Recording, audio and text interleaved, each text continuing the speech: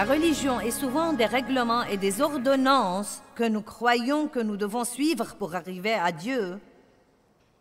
Mais la vraie relation avec Dieu est sur la base de ce que Jésus a fait et de savoir que nous ne pourrons jamais être assez bons pour mériter une relation avec Dieu. Mais quand nous entrons dans une relation avec Dieu, l'échange le plus merveilleux au monde a lieu.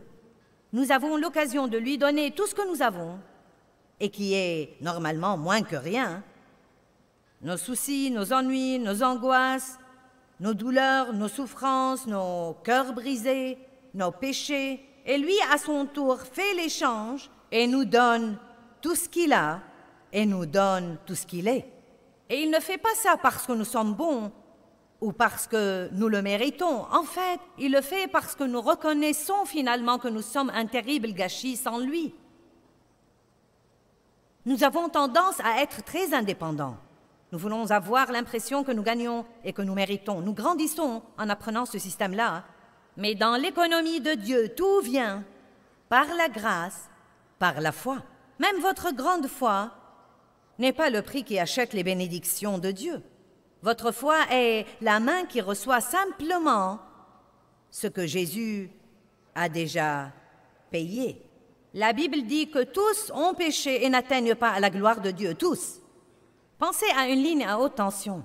Si vous êtes alimenté par une ligne à haute tension et qu'elle a été coupée une fois, vous n'avez plus de lumière. Si cette même ligne à haute tension était coupée 2000 fois, ça ne change rien, vous n'auriez toujours pas d'électricité. Donc, si vous péchez une seule fois et vous ne vous repentez pas et vous ne demandez pas le pardon de Dieu, vous n'aurez pas de puissance.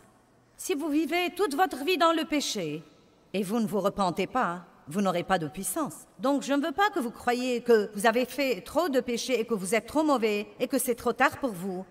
Car si vous avez été un pécheur pour 35, 40, 50 ans, non mais un pécheur particulièrement mauvais, vous n'êtes pas pire aux yeux de Dieu que quelqu'un qui a peut-être juste commis son premier péché.